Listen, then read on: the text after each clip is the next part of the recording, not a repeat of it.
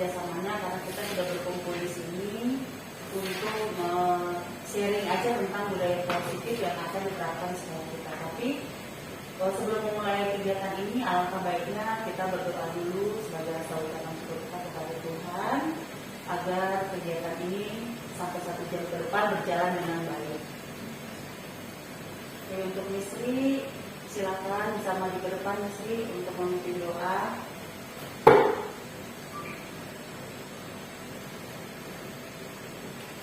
Terima kasih teman-teman untuk mengalami kegiatan hari ini. Mari kita sampaikan kita untuk bisa dalam nama Bapa dan Putra dan Roh Kudus. Tuhan Yesus, Bunda Maria, terima kasih atas penyertaan-Mu dengan kami pertama ini.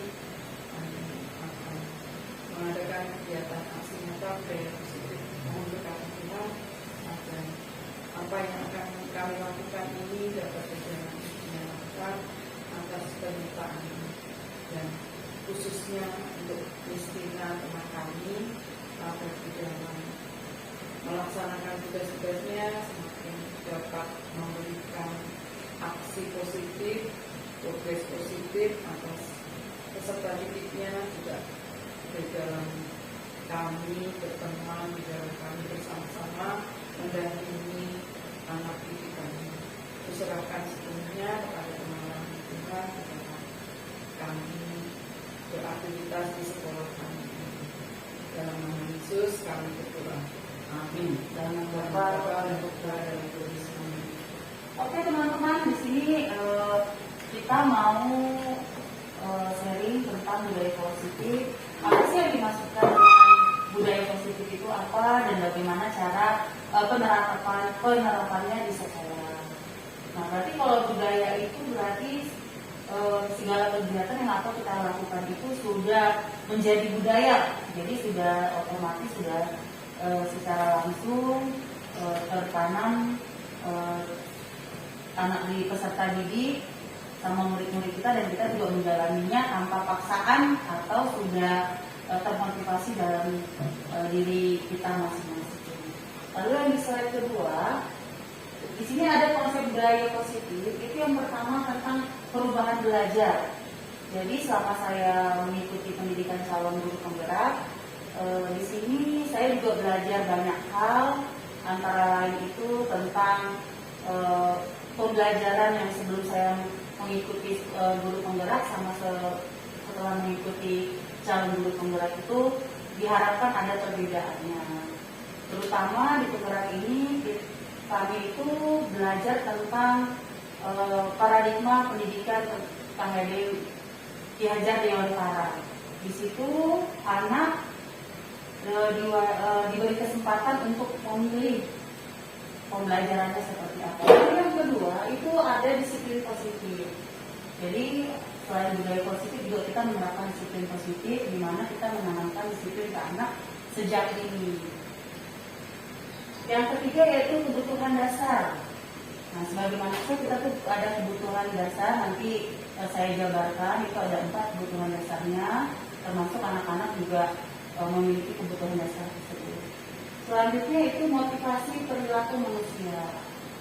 Jadi apa sih yang menjadi motivasi supaya anak murid kita ini menjadi lebih baik dari hari ke hari, supaya termotivasi untuk melakukan nilai-nilai kebajikan di sekolah. Lalu di sini ada pendekatan restitusi. Selama ini kan jika ada murid di sekolah misalnya membuat suatu pelanggaran, kita langsung otomatis menghukum atau memarahi. Nanti di sini kita juga akan belajar apa sih pendekatan restitusi itu. Lalu yang selanjutnya keyakinan kelas. Lalu ada segitiga restitusi. Nah, di sini perubahan belajar. Pelajaran paradigma baru harus memastikan kebutuhan dan kemampuan murid dengan melakukan pembelajaran diferensiasi sesuai dengan minat murid. Ini maksudnya nanti di sini murid diberi kesempatan untuk memilih pembelajaran sesuai dengan keinginan dan kesepakatan bersama.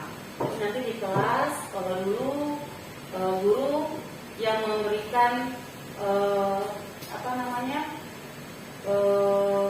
jadi semuanya fokus ke guru. Sekarang anak juga harus diberikan kesempatan untuk melakukan kesempatan untuk memilih pembelajaran yang mereka sukai. Jadi mata-mata sekarang bukan guru yang menentukan pembelajaran anak, tetapi murid diberi kesempatan juga untuk memilih mereka harus belajar apa. Nah, yang kedua kita ke disiplin positif.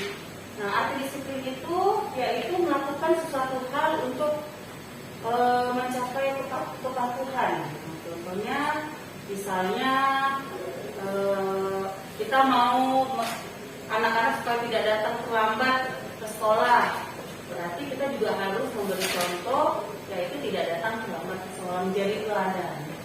Nah, tujuan disiplin agar murid dapat mematuhi peraturan tanpa dengan ada pemaksaan, sehingga tercapai nilai-nilai universal sesuai yang diharapkan di sekolah.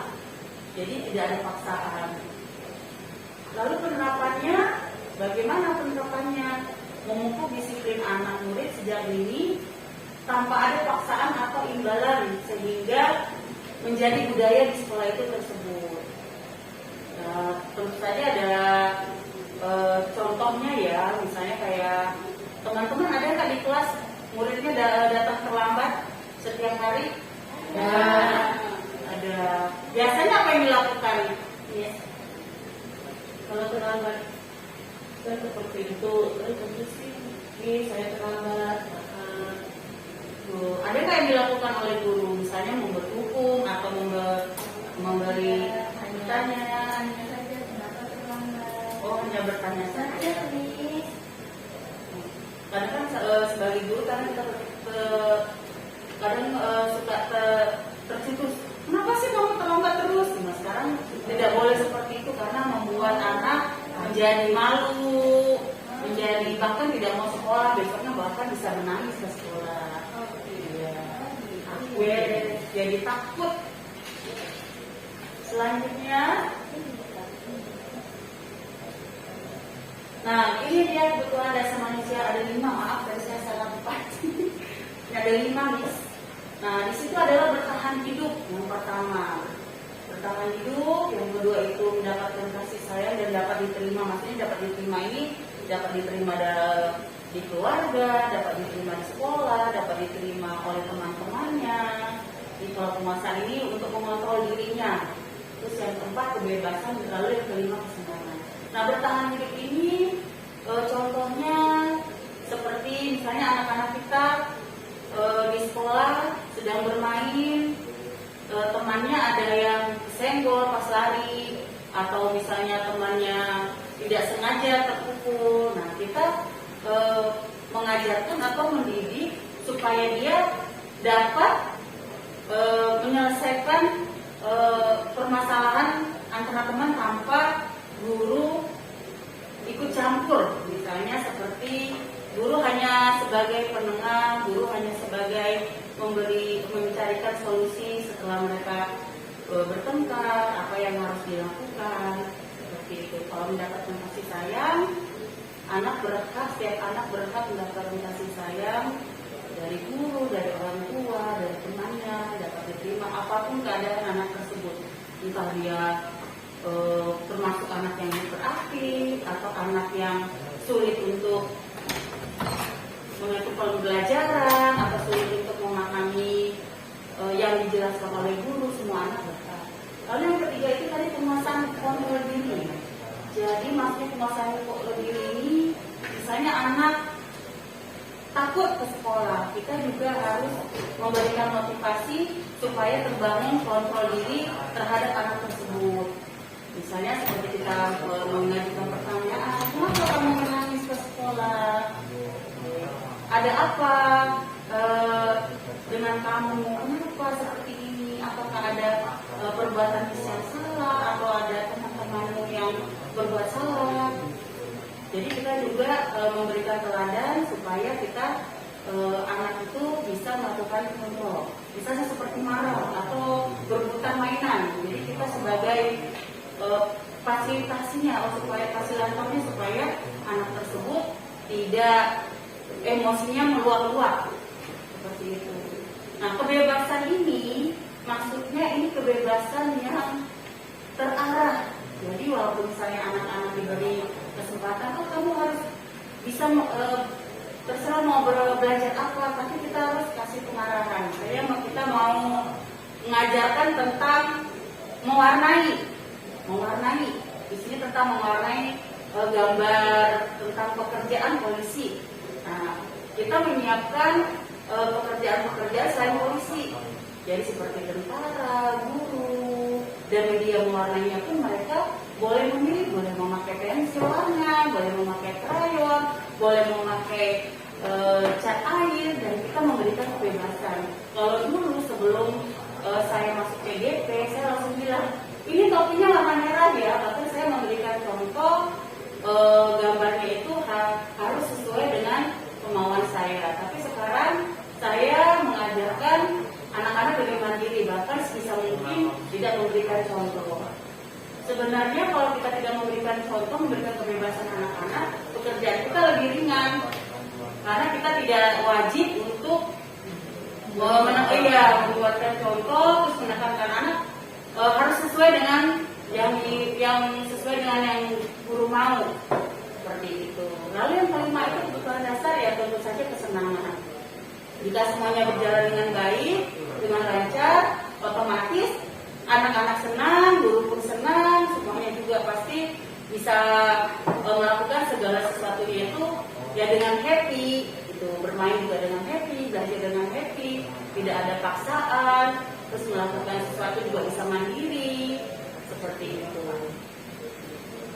Nah, motivasi perilaku baik itu seperti apa? Jadi kita kalau melakukan budaya positif pasti harus ada motivasi perilaku baiknya. Yang pertama itu menghindari hukuman.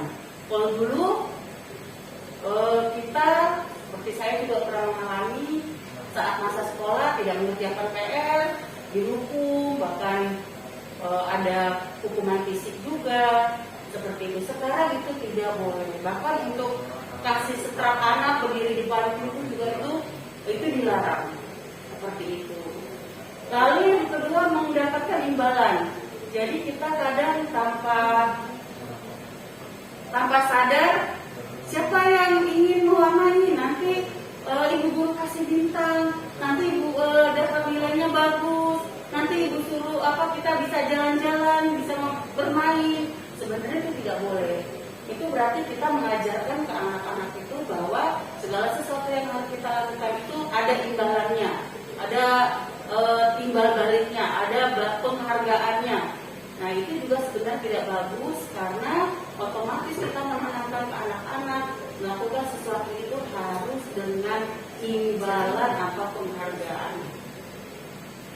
Nah, yang terakhir ini menghargai nilai-nilai kebajikan diri sendiri. Jadi ini untuk mengganti sebagai hukuman atau imbalan itu kita bisa dengan memuji, tapi memuji yang motivasi.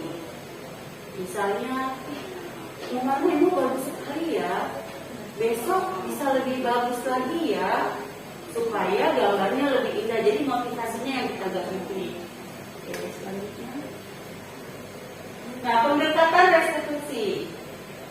Nah, melakukan pendekatan restitusi itu hukuman tidak menjadi fokus utama, tetapi anak sama guru bersama-sama menemukan atau mencari solusi yang tepat.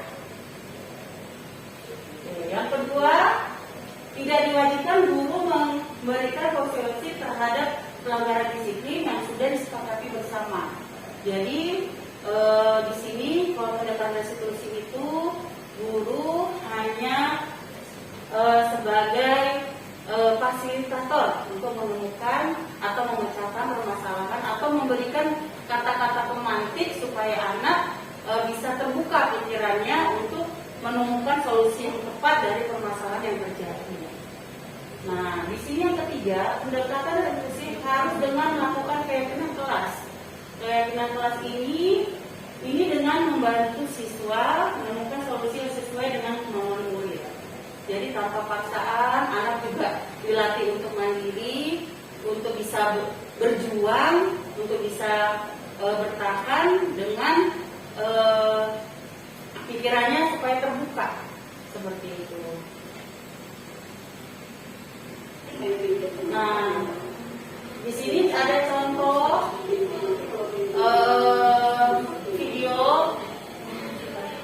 Jadi ini guru menanyakan tadi kenapa temannya mau masuk, malah main pintu, teman-temannya jadi tidak masuk, tidak bisa masuk. Bahkan ada anak yang menangis karena dikunci dari luar. Jadi di sini guru memberikan kata-kata pengantik. Kenapa? Oke, salah atau benar seperti itu. Enggak belajar sama Miss Tina? Yang ini testimoni murid tentang pembelajaran saya di kelas. Miss Tina suka marah tidak? Miss Tina baik tidak? Senang belajar nggak sama teman-temannya di kelas? Miss Tina nggak mengajarnya Baik apa suka marah-marah?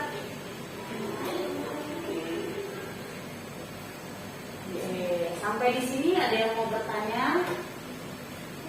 Apa ada sharing di kelasnya? Mungkin ada permasalahan yang sama. Ada anak yang tidak bisa. Boleh Miss Diana? tadi kan Miss Tina bilang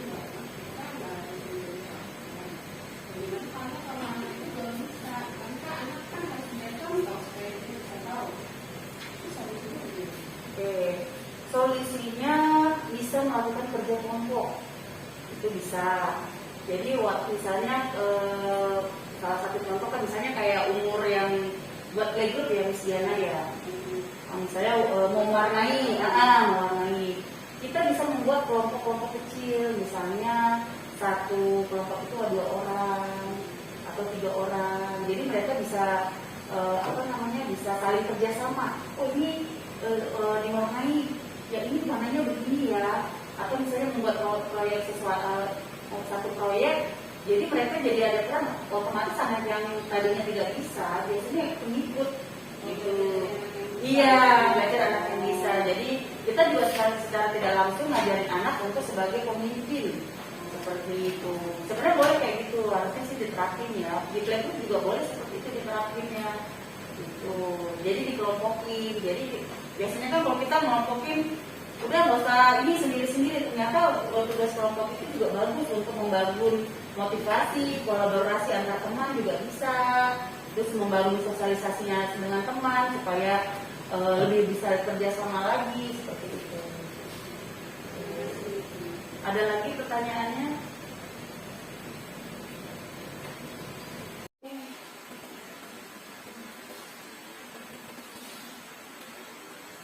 Oke, supaya kita tidak tegang, kita boleh ice breaking dulu. Mau ngapain Miss Tina? Kita mau tepuk semangat. Bisa ya? Bisa. Kita mau tepuk semangat. Kasih tahu kan ya tepuk semangat seperti apa? Tepuk semangat. Yuk. 1, 2, 3, tepuk semangat.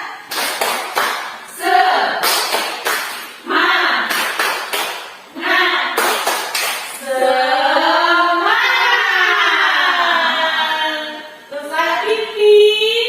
Sekali lagi ya, biar tidak tegang, supaya kita juga lebih rileks, lebih tidak kaku lah untuk mengikuti. Silakan masuk Miss Diana, tidak apa-apa. Mengikuti kegiatan ini. Oke, sekali lagi. Tepuk semangat.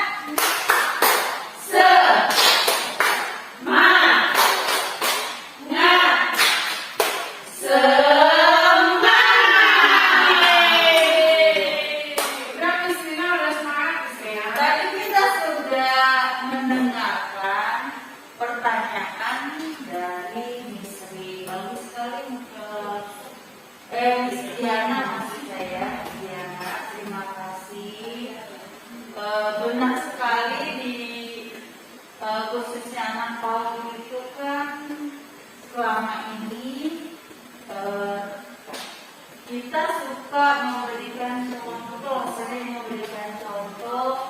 dalam tugas-tugasnya. Nah, sekarang kita harus menerapkan untuk supaya anak didik kita itu menjadi mandiri, supaya tidak tergantung dengan kemauan guru, tapi berpihak kepada anak, sehingga pembelajaran juga lebih menyenangkan. Oke, terima kasih Miss Diana untuk pertanyaan. Ada lagi yang mau bertanya? Saya Miss. Oke, Miss Delia. Saya mau bertanya bagaimana cara menangani anak yang selalu menangis dalam kelas. Terus budaya positif apa yang harus diterapkan? Oke, Itu benar, benar sekali Miss Liz. Anak kita terutama PAUD masih suka ada yang menangis, tidak seperti anak SD, SMP, SMA yang ke sekolah walaupun bad mood ataupun di dalam rumah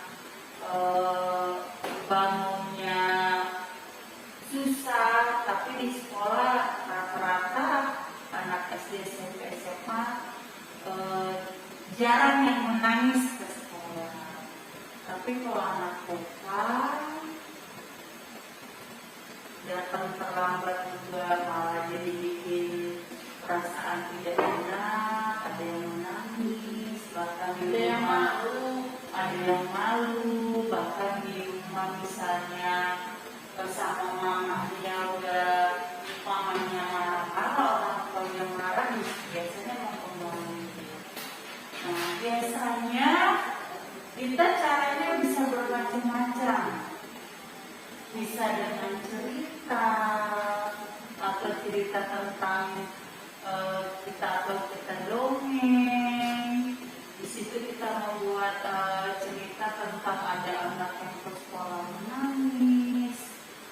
Terus kalau menangis itu jadinya belajarnya tidak menyenangkan. Kita bisa membuat cerita sehingga anak tersebut tidak fokus ke rasa sedihnya. Nah, atau bisa juga ketika dia datang, kita tidak langsung bertanya kenapa menangis. Kita bawa dulu anaknya ke kelas, kita angkat, lalu kita pelan-pelan, baru kita boleh menanyakan ada apa, kenapa menangis, apa ada hal-hal yang dikhawatirkan di sekolah, atau ada temannya yang iseng, atau ada temannya yang berbuat salah. Nah, itu bisa ditanyakan terhadap anak tersebut seperti itu.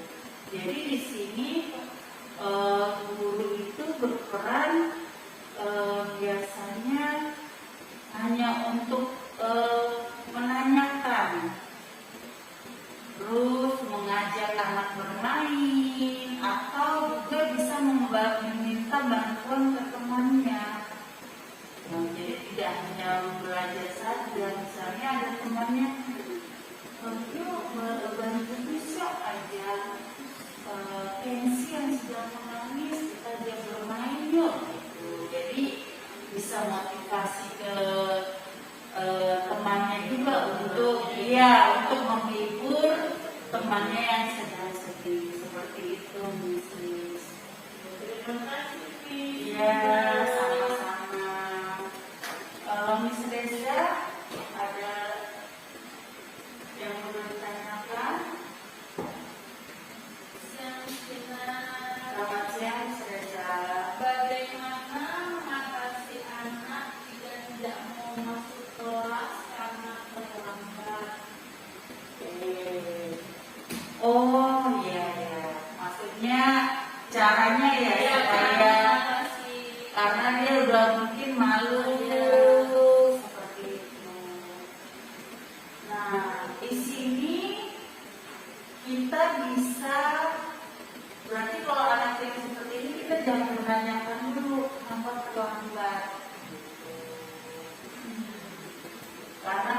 biasanya kalau anaknya malu datang terlambat, biasanya dia merasa kalau itu bukan salahnya dia. Mungkin orang tuanya bangunnya kesiangan, atau orang tuanya tidak mempunyai kendaraan yang memadai, harus menunggu angkutan umum dulu untuk mengantar ke sekolah. Biasanya kita memujuk dulu, ayo kita sama-sama ke kelas, kita udah mau belajar, seperti itu. Nah setelah itu baru bisa ditanyakan, ada apa, kenapa terlambat, apa di jalan ada kendalanya, seperti itu. Dan biasanya anak yang pemalu ini memang agak sulit untuk terbuka. Jadi kita benar-benar harus membuat kata-kata romantik untuk memotivasi anak untuk berbicara, untuk terbuka, sehingga kita jadi tahu apa yang dibutuhkan anak ini, apa yang anak ini yang dibutuhkan supaya dia tidak malu lagi, supaya dia tidak merasa bersalah. Oh, aku hari ini terlambat, seperti itu.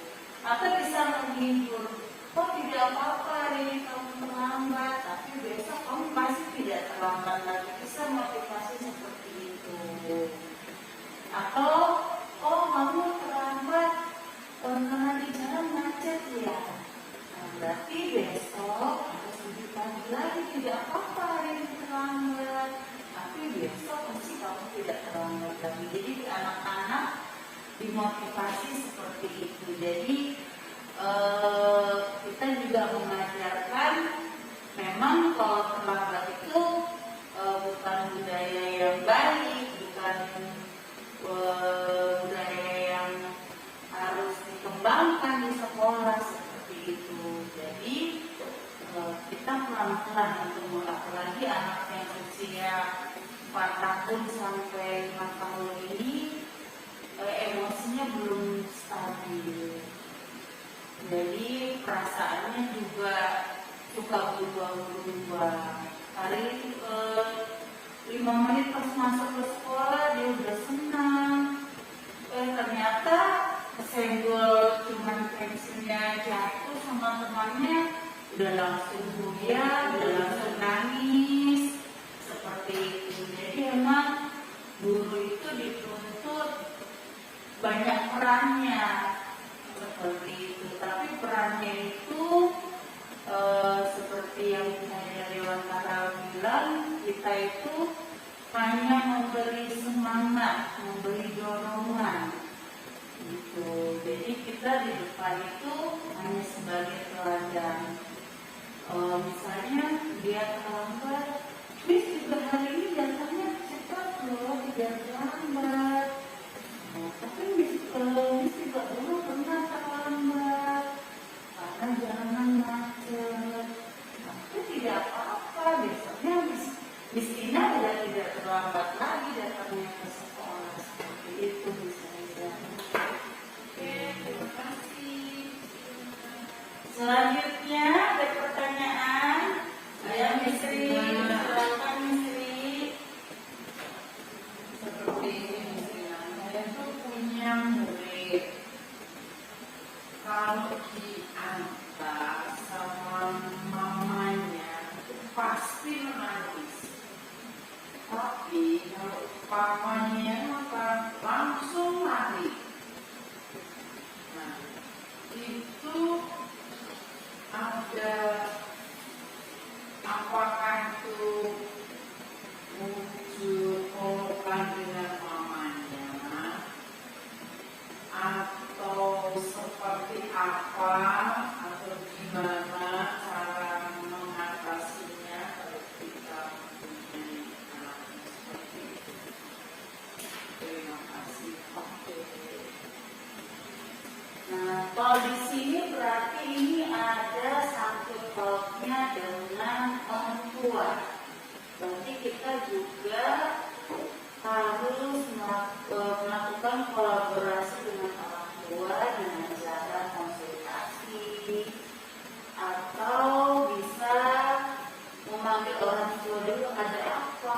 Kok mama mengantar anaknya menangis, gitu. Sedangkan papa tidak ada masalah apa-apa, papa mengantar anak-anaknya udah dari jauh aja sudah senang gitu. Ada apa? Dan ini harus dibicarakan dengan baik-baik. Takutnya ada sesuatu hal yang gurunya tidak tahu gitu. Ini kenapa sih nangis? Kenapa sih cengeng banget? Gitu kan? Jadi kita benar-benar harus melakukan konsultasi dulu ke orang tua biar bisa mencari solusi bersama-sama. Jadi misalnya kalau misalnya anaknya menangis karena diantar orang mamanya, berarti kita harus minta kepada papanya untuk sementara biar papanya ini mengantar gitu, seperti itu. Jadinya iya, jadi dia harus kolaborasi dengan orang tua, tidak bisa sendiri gitu, biar bisa mencari solusi bersama-sama. Atau misalnya pas mamanya nangis, anaknya nangis diantar sama mamanya, di kelas guru bisa bercerita.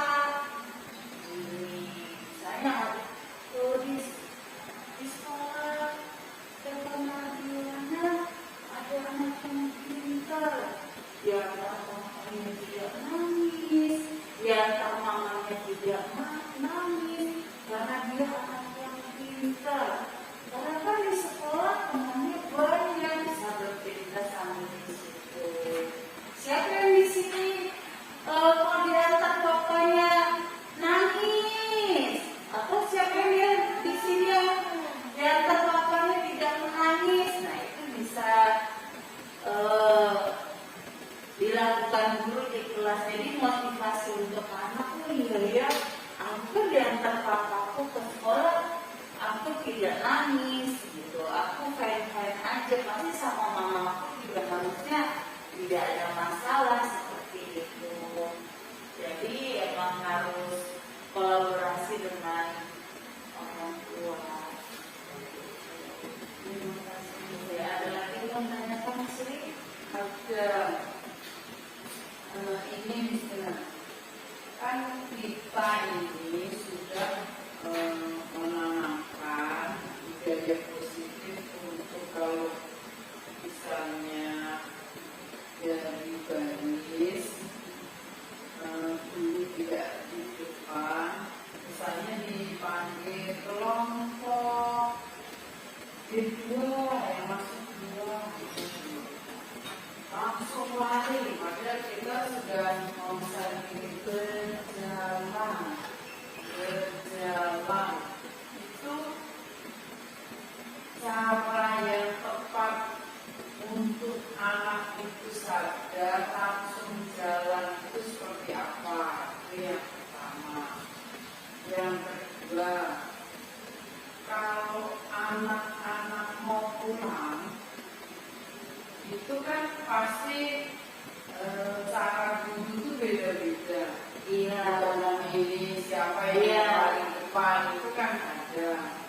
Tapi ada saya itu punya murid maunya itu di paling depan. Dia beranggapan kalau di depan itu sudah yang nomor satu, segala-galanya itu nomor satu, itu bagi anak itu tuh bangga gitu. Nah itu cara sudah dilakukan cara, contohnya gini, sekarang hari apa yang bisa jawab boleh baris nomor satu. Dia kan nggak bisa jawab, kebetulan hari itu dia nggak bisa jawab. Dia nggak bisa terima ada di kedua, ketiga, keempat karena di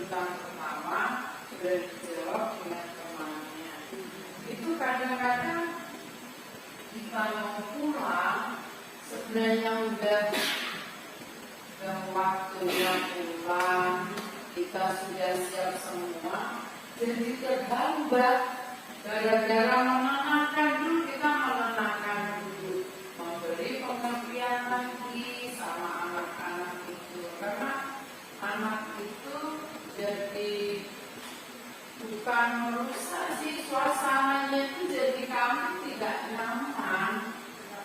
Harusnya apa gitu kayak marah gitu karena dia merasa wah temanku sudah bisa menjawab, saya jadi nomor 3 jadi tidak bisa terima. Itu apakah ada cara yang tepat untuk menyadarkan anak itu seperti dia? Ya sudah kami lakukan sih sama teman kami Miss Christine di kelas itu, diberi pengertian. Namun anak itu belum nyaman, belum bisa menerima dengan apa yang kita beri pengertian itu. Christina bisa bantu kami, terima kasih.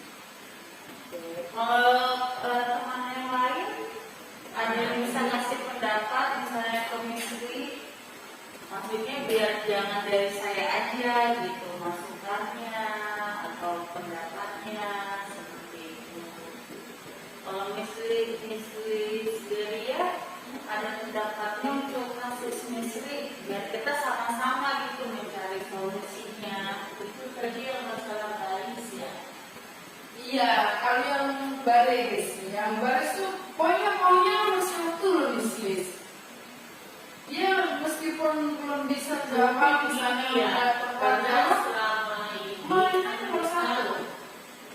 karena kan biasa ya, karena kan selalu kan kita pertanyaan nih, ya siapa yang bisa bahas di depan itu ya.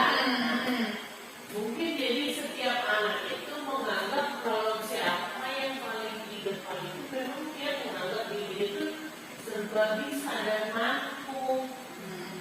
Karena setiap kita sudah ini nanti siapa yang bisa saya ini kasih pertanyaan siapa yang bisa di depan. Mungkin tradisi ini ya yang selalu dibawa anak-anak anaknya. Mungkin di rumah juga kebiasaan seperti itu. Mungkin orang tuanya, iya deh, siapa yang ini nanti kami kasih hadiah, karena juga gitu kan. Gak usah jawab, kita juga karena secara pribadi. Tapi kalau kasih satu tuh pakai imbalan ya, jadinya kita pakai imbalan. Jadi anak tuh merasa, oh kalau saya bisa jawab berarti saya di depan. Mungkin itu maksudnya dari saya, karena kita juga di rumah seperti itu kadang-kadang.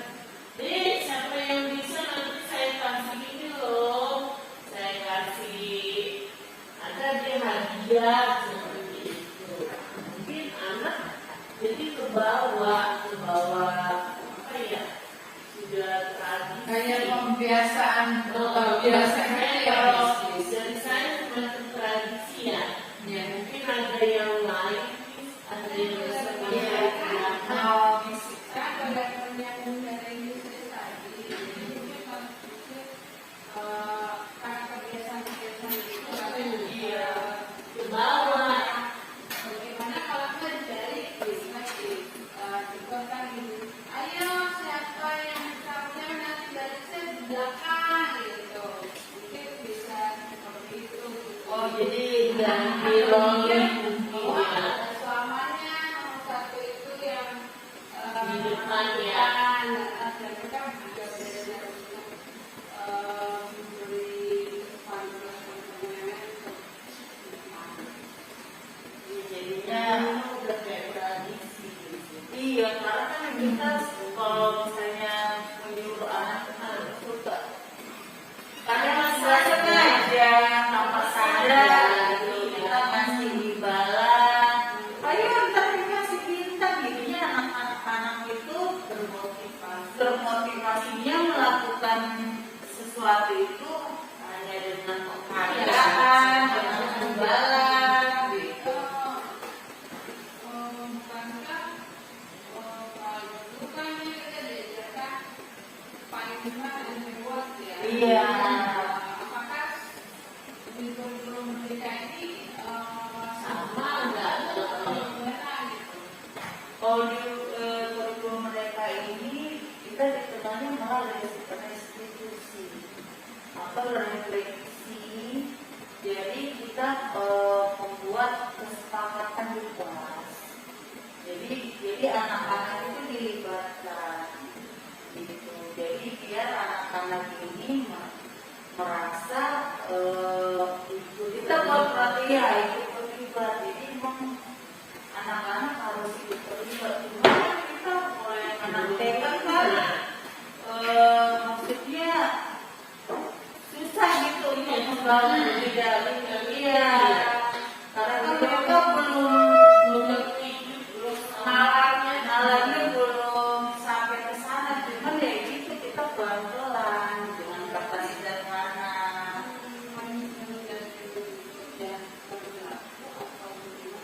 Iya,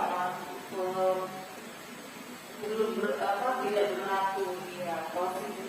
Bisa mungkin jangan sampai pada sampai dia adanya restitusi malah hilangnya. Jadi guru sama anak itu kerjasama. Aku malah bilangnya seperti ini. Oh, hari ini kita sudah mau mewarnai. Jadi kita malah lebih diskusi sebenarnya. Di sini tadi siapa yang mewarnainya rapi sekali, gitu. Jadi kita nggak harus ikut ini yang rapi, yang bisa dulu. Ini yang dapat bintang 3, enak, Benzi, gitu. Kalau ini sekarang kita yang kasih pertanyaan ke mereka. Siapa tadi yang mewarnainya lebih banyak? Saya. Nah, kita kasih tahu ya rapi itu seperti apa ya, pasti yang tidak ada putih-putihnya, yang warnanya tidak keluar garis, yang tidak coret-coret, yang warnanya juga serasi, bukan biru campur dengan hijau, gitu. Misalnya ada gradasi seperti itu, gitu. Jadi sekarang ini kita tuh pembelajarannya emang lebih ke anak sebenarnya. Kalau gitu kan dulu yang bikin peraturan guru, yang bikin apa namanya, basicnya guru. Bahkan anak gak diberi kesempatan untuk memuji teman juga agak jarang ya sebenarnya ya. Kamu bagus apa gitu. Jadinya sekarang benar-benar anak yang harus dilibatkan jadi kerjasama. Jadi guru tuh hanya sebagai fasilitator seperti itu. Ya sama-sama. Oke, ada pertanyaan selanjutnya? Ada di saya. Silakan Isis. Mau bertanya. Sekarang itu kan bagaimana sih caranya kita supaya anak itu gemar membaca? Karena sekarang zaman gadget itu nyuruh anak megang buku membaca itu susah. Satu lagi, dan cara megang pensil pun mereka kadang tidak mau. Salah-salah. Caranya ya. Megangnya pada salah-salah Isis. Kalau megang pensil aja mereka sampainya seperti Gini ya. Jadi mereka tidak bisa untuk apa ya? Pokoknya tidak bisa ditekan, tangan itu tidak bisa menekan pensil. Jadi begini nih, jadi jatuh. Bagaimana caranya nih supaya kita bisa menerapkan ke anak? Ya, terima kasih Miss Liz. Benar sekali, apalagi sejak zaman pandemi ini, anak itu tidak lepas dari gadget, dari handphone. Karena selama pandemi kan kebanyakan kegiatan di dalam rumah ya, dalam rumah. Nah, di sini tentu saja selain peran guru, peran orang tua pun sangat dibutuhkan. Jadi kita bikin peraturan atau kesepakatan konsultasi juga sama orang tua. Di rumah juga harus diterapkan. Jadi kalau kita di sekolah, kalau di sekolah kan memang kita tidak mau bawa handphone, tidak mau bawa gadget ke sekolah. Jadi di rumah pun kita minta himbauan kepada orang tua atau kita melakukan parenting. Di sini kita ambil tema tentang gimana cara melakukan apa namanya menggunakan pensil. ya gadget dengan benar. Terus juga di rumah juga anak megang pensil juga, sama di sekolah latihnya seperti apa itu mengasah konsultasi. Nah untuk memotivasi anak untuk mau gemar membaca itu bisa dengan proyek. Jadi misalnya kita membuat buku cerita bersama. Bersama anak-anak kita bisa membuat misalkan kita satu kelas kan 19 orang ya, nanti kita bikin dua kelompok karena kan kelompok yang kecil itu kalau anak TK kan terlalu susah ya, maksudnya terlalu sedikit yang satu kelompok, jadi kita bisa bikin dua kelompok. Misalnya di sini kita bikin buku ceritanya yang kelompok satu misalnya tema tentang binatang misalnya, cerita nanti di situ gurunya bisa misalnya menyiapkan kata-kata gitu. Mereka selalu milih Pimpinan bukannya sekarang itu kan karena kita boleh iya. Apakah boleh kita tetap menentukan ini mau binatang di Enggak, mereka misalnya contohnya. Ya. Kita mau Motivasi anak ya. Mereka Mereka diskusikan kita maunya apa. Kamu mau cerita tentang apa? Binatang atau bunga. Nah, nanti kita bikinnya seperti ini. Kalau anak-anak kan pasti bukunya sederhana, nggak seperti kayak kita harus biar panjang kata-katanya. Misalnya tentang tadi binatang di air, mereka bisa menggambar sendiri, atau kita juga menyediakan beberapa media mereka bisa pilih, bisa mereka bentuk dengan menjadi misalnya gurita atau ikan atau ubur-ubur mereka buat. Jadi mereka seperti kayak clipping gitu, tapi ini kita bikin seperti kayak buku. Nah, di situ juga anak-anak bisa kita kenalkan huruf-hurufnya. Oh iya, binatang apa yang depannya A. Jadi anak-anak jadi bisa. Nah, selama ini kita kan kalau mengenalkan membaca pasti dengan pensil kan. Nah, kita bisa dengan kuas atau dengan jarinya menulis A di bawah bukunya. Aku mau buat angsa misalnya. Atau aku mau pakai cat air. Jadi anak-anak diberi kebebasan, tidak harus dengan pensil, karena kan otomatis kalau emang tangannya udah terlatih motorik halusnya, otomatis pasti bisa megang pensil. Nah selama ini, kalau dulu kan, membaca harus menulis, mengenalkan huruf harus dengan pensil. Nah itu yang selama ini yang harus kita rubah. Banyak cara, misalnya dengan bermain pasir. Memang di sekolah itu emang sebenarnya harus menyiapkan sarana yang membuat anak itu belajar anak itu menyenangkan. Jadi kita guru juga tidak mengajarkan huruf ya pakai pensil gitu. Jadi anak juga jadi bosan gitu. Jadi bisa dengan cat air atau dengan pasir atau dengan plastisin. Misalnya aku mau plastisin nanti aku tempel ya di buku cerita yang kami buat bisa gitu. Jadinya anak-anak termotivasi untuk mandiri untuk membuat ide-ide baru. Jadi kalau dulu kan kita nih begini seperti ini ya, jadi anak-anak pensil terus. Iya, pensil nggak pernah pakai yang lain. Sekarang menulis harus pensil. Iya, kalau sekarang jadi nanti juga kalau misalnya kita melalui tahapan itu secara proses pasti juga anak-anak bisa megang pensil gitu. Asal kita prosesnya benar, mengarahkan juga benar seperti itu. Oke, untuk hari ini terima kasih ibu-ibu semuanya, misi semuanya. Cuma saya mohon regresinya tentang kegiatan ini. Apakah kegiatan ini bermanfaat buat kita semua? Apakah memang harus di selanjutnya, waktu selanjutnya kita mengadakan seperti ini? Saya minta pendapat dari Sis. Sangat bermanfaat sih, karena itu kan bisa membantu kita juga di dalam kelas. Oke, Miss Reza, apa yang didapat dari pertemuan ini, Miss Reza?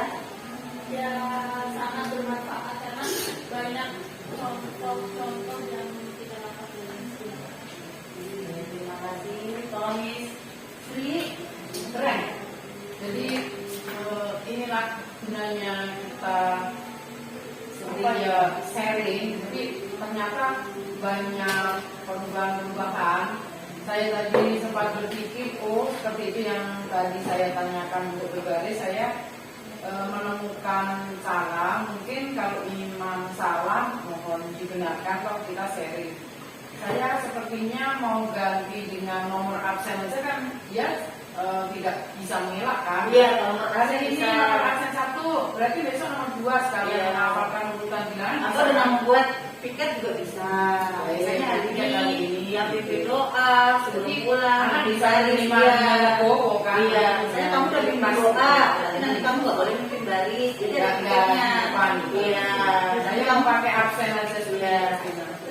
Kalau misalnya Rizky, dengan kegiatannya apa yang didapat?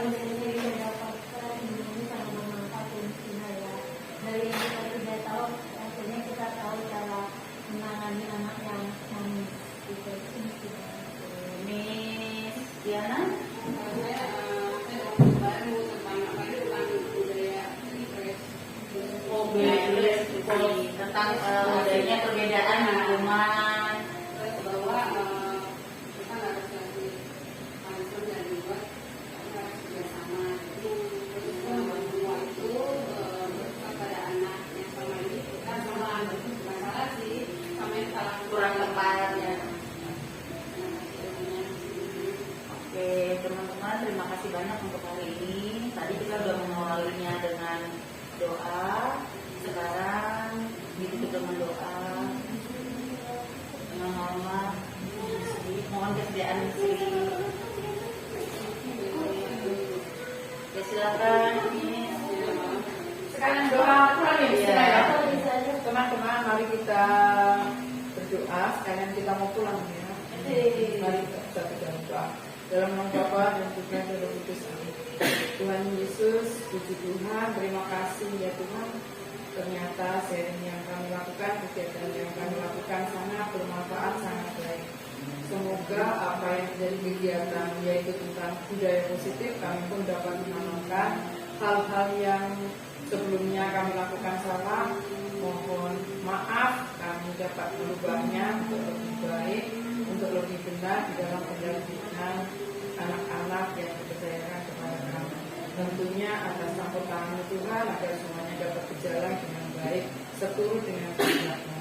Sebentar lagi kami mau pulang, mohon doakan kami di rumah kami masing-masing dalam keadaan tak kurang suatu apa, penuh sukacita di dalam kami, di rumah tangga kami. Amin. Dalam nama Bapa dan Putra dan Roh Kudus. Amin. Oke, terima kasih teman-teman semua. Tetap semangat.